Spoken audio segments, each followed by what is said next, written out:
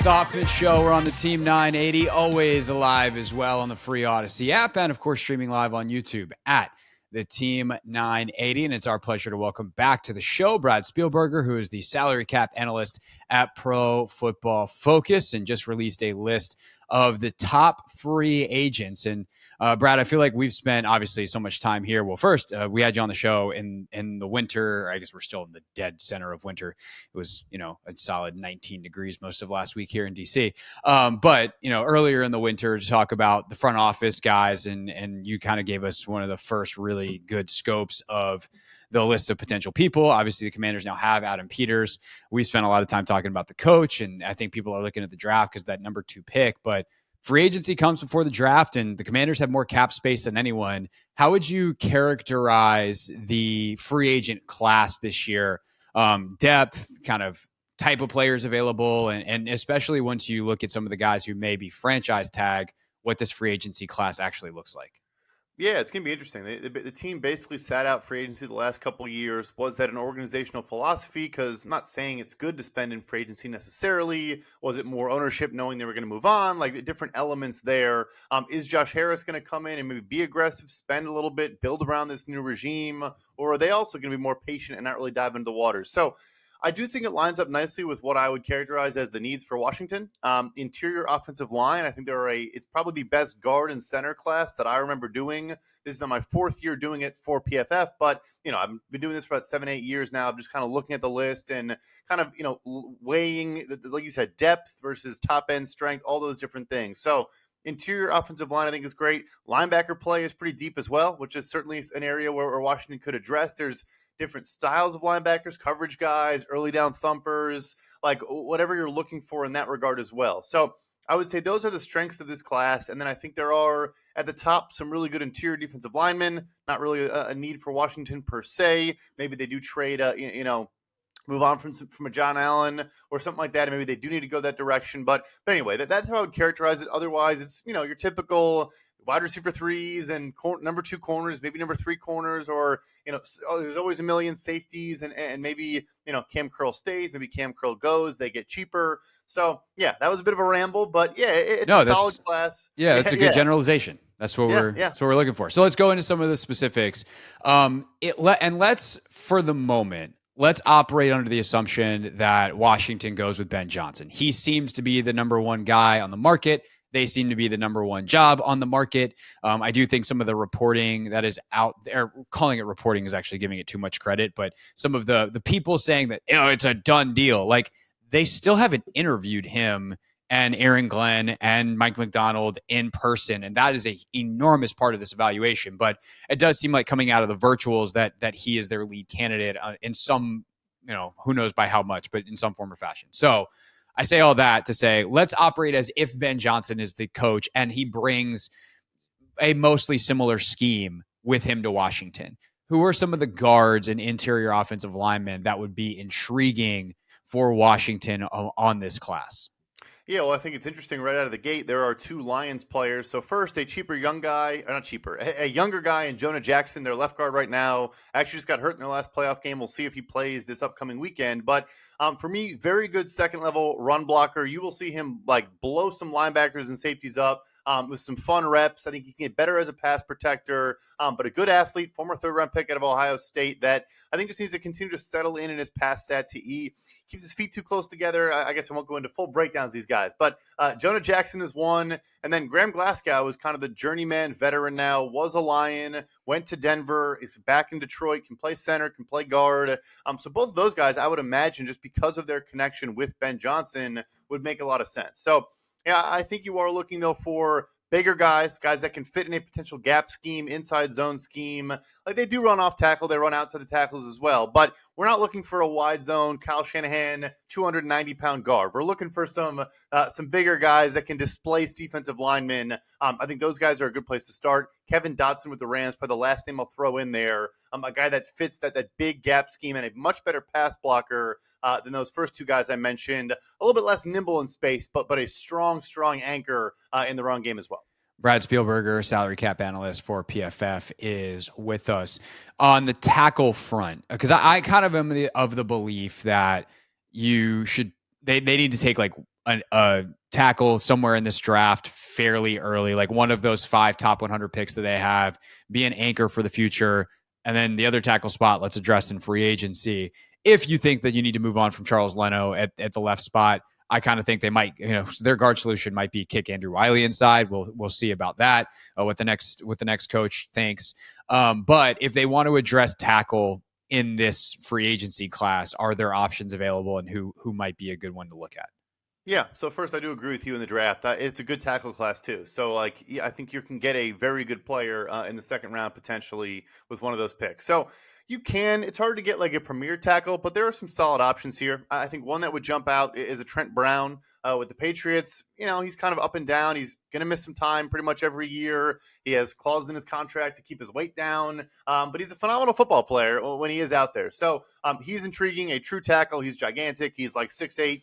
There's no question of if he's a tackle or a guard, he's a tackle. I will move on to a second guy who can play both. And again, you mentioned maybe Wiley. Obviously, Sam Cosmi finally kicked inside and looked pretty good there.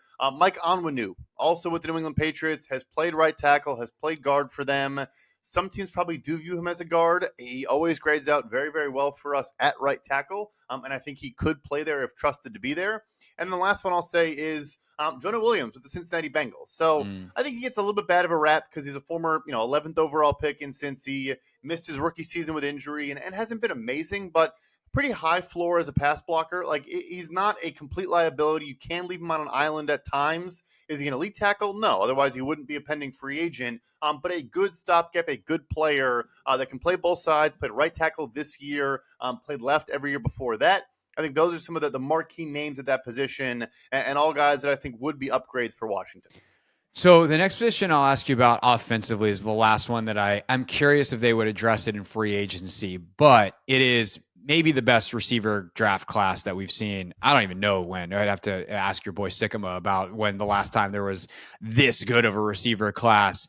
And there are some bigger bodied guys. And I think there's a lot of us here that think an X receiver, that guy that lines up on the line of scrimmage, bigger body for the fans that they don't really know the difference between the X and the Z. Terry McLaurin has been playing that a lot for Washington, but I think that there's a lot of folks that think if they can get him that step back off the line, let him use some of his speed and quickness, shift him over to a Z, that he'd be more effective, kick Jahan down a spot into more of a slot receiver type of role. And then how do you get the X? And there's some great X receivers available. My question would be cost versus kind of efficiency versus some of the guys in the draft. So what does the market, considering the draft class, look like for Mike Evans and company at that X receiver spot where there are, again, some excellent names? Yeah, I mean, the top three receivers on the board are all those big body X. You have Michael Pittman out of Indianapolis, who's more of your kind of possession receiver, low average depth of target, but extremely sure-handed, is going to get you, 100 catches, 1,000 yards, and a couple scores pretty much every year.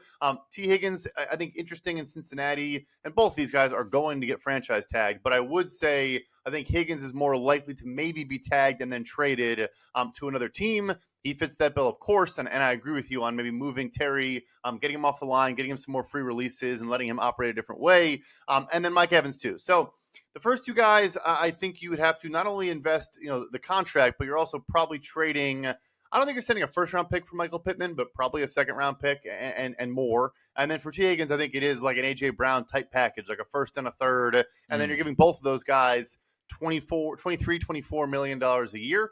With Evans, I think he did show in Tampa last year by wanting an extension, pushing for an extension, and kind of making his, lack of faith he was annoyed. He wanted to get a new deal and didn't.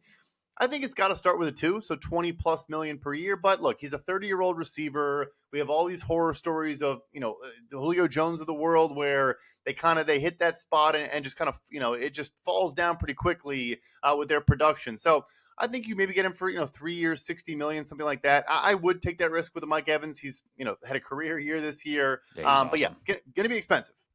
Yeah, for sure. And I would be curious to see what teams are willing to do that in the free agent market, knowing that they absolutely, no matter where they're picking, if they have a pick in the first 2 rounds, could get an excellent X receiver in the draft. But that receiver is not going to be Mike Evans. So going to be interesting to see. So my Brad Spielberger is our guest, by the way, PFF salary cap analyst. My biggest position of need for Washington on defense is a premier edge player. I think they can bring back a James Smith-Williams and or a Casey Toohill to be in rotation. I think KJ Henry showed nicely as a rotation piece. And like James has been a quality starter opposite of, for instance, Montez Sweat when Chase Young missed basically all of 2 years ago. But you need, like, if that's all you got, you're in a bad way, as we saw with their defense this year. So what like pass rushing premier edge player options are available, and how much will those guys cost this offseason? Yeah, so it's actually a good spot. I should have mentioned as one of the stronger position groups. A lot of depth there. There are some high-end players, and I'll say I imagine they would try to go young. Like, I don't think they're going to get into the Daniil Hunter market if they're going to trade the guys they had. So he's obviously up there. First it starts off with Josh Allen in Jacksonville. I think there's probably a 0% chance they let him go. Was absolutely phenomenal this year. Honestly, probably should have been a Pro Bowl All-Pro type player. And then Brian Burns in Carolina. Maybe he does get out at this point. He's been trying to get out of Carolina for quite some time. Poor Brian Burns is just stuck down there. Yeah. So, the list starts for me, as I think the one that is very fascinating to me would be Jonathan Greenard, who's in Houston this year, had a breakout this season. He's always kind of dealt with minor injuries, and I also don't think he was as good of a fit in their prior defensive scheme as he has been with D'Amico Ryans, but really, really, really good season. His pass rush win rate came way up. Obviously had a bunch of sacks, but it was actually because of good underlying numbers. And then is one of the better run defending edges in the entire NFL. You lose the Montez Sweat. I think some people try to kind of downplay his value because he doesn't show up great in all those pass rush metrics. Sure, he's one of the best run defenders at the position in the league, and that does matter, right? So I think Greenard is kind of like your discount version of a Montez Sweat. And on the flip side, if you want to get a true pass rush specialist, Bryce Huff with the New York Jets has had the highest pass rush win rate in the NFL for us 2 years in a row. It's partly because he comes in only on third downs or second and long, like obvious passing situations, but he is a designated pass rusher supreme, is an elite talent off the edge for that specifically. I think those two guys are really, really intriguing if you're Washington. Yeah, that's another spot in the draft that they just like. The problem is you've got these 3 picks in the top 45, I think it is where that last Bears pick is that they got for Sweat. And you're like, well, I like 5 players. They need 5 players. How do they get 5? And, that makes like potentially trading down. I don't know. Now we're getting ahead of ourselves. But the last guy I'll ask you about is Cam Curl. You mentioned him earlier. I am so torn on him. Like, Cam Curl's a really good football player who's just solid at everything he does, but he doesn't do anything exceptionally well. Like he doesn't create splash plays. He is notoriously not created turnovers. So how do you value him? Like, what's his price going to be? And like, what are the other options there for if Washington wants to replace him with a different free agent?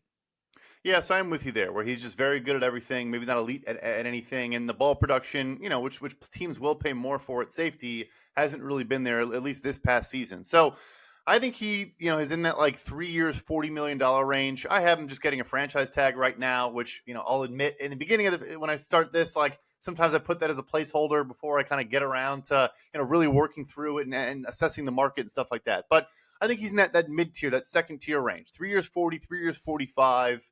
If they wanted to bring him back, which I'd be totally fine with. I think he is a good football player. But like I mentioned, I think one thing that I've learned from doing this is there are so many starting caliber safeties in the free agency class every single year. Like, it's why we expect some of these guys to get these great deals. Chauncey Gardner-Johnson, for recent example, and they go to the market and flop because no one's like, hey, you know what? You are better than everybody else, but we can get 85% of your production on a 2-year, $10 million deal. So we're not going to pay you $15 million a year, right? So that applies this year as it does every year. I mean, Chauncey Gardner-Johnson is an example, guy that can play in the slot, can play in the deep third, can do a lot of things, play corner if you need him to. You got guys like Jordan Fuller with the Rams, who's a very good 2-high safety, rangy, makes plays on the ball. You have kind of your more box players like Julian Blackmon this year with the Colts, came down and made a ton of plays in the box, was a bit more splashy there. Geno Stone with the Ravens led the NFL in interceptions, I think, for most of the year. May have gotten surpassed. So anyway, there are a million different options. I think you can spend anywhere from $15 to $2 million a year and get a guy that you're comfortable playing 1,000 snaps. It's just that's where safety is at this point in the NFL. Or you make the splash and keep a homegrown talent in Cameron Curl, and maybe just use him differently or whatever the case may be. But I hear you where like you're not dying if you lose him, because he really hasn't made those like field flipping plays so far in his career. Yeah, and the communication stuff with him is another area where I have questions. I'll ask you kind of a last question B, if you will, follow up, because I told you the last one would be the last one. But my part of why I struggle with Curl is I think Quan Martin developed in the last half of the season, and it looks really good. And I think one of the things that Washington has done a terrible job of the last 4 years is they plan to replace a guy and then they don't. They just keep the guy. And whether that's drafting Fedarian Mathis and then re-signing Daron Payne, they draft a Quan Martin just in case Cam Curl leaves. And now all of a sudden it's like, well, do you keep Cam Curl? And you wind up with a bunch of duplicity in the roster versus and holes elsewhere because you didn't use the pick where you needed it. You used the pick where you thought you were going to need it. And then it turns out you just kept the guy. Jahan Dotson and Terry McLaurin, same thing. So my question to you, Brad, as someone who has a better scope on the entire league is like, what is a good process in preparing when you're going to lose free agency and kind of when to make the tough decision to just let a guy walk versus, hey, let's tag him, let's wait an extra year? Like what teams are doing that well and what does their process look like? Yeah, so I do think at the outset, the approach of drafting at that position is fine, right? Like they're like drafting for need. Sometimes you fall into a trap because it's the NFL. Guys can get hurt, guys can leave, anything can happen, and all of a sudden, a position of strength becomes a need. But like you said, when you do it, especially when you're using top end draft capital, you have to actually let that guy go. Then save the money, replace him with a cheap young player. And yeah, there might be some growing pains. Yeah, he might not be as good as the guy you're letting go. Like you have to understand that and appreciate that. Obviously, like Mathis, for example, injury issues, stuff like that. But yeah, you do see teams make those draft picks, but the really good ones make those tough decisions, let these guys walk. I mean, you look at the list of compensatory picks every year. The Eagles, Niners, Ravens, they're getting 4 comp picks every single year.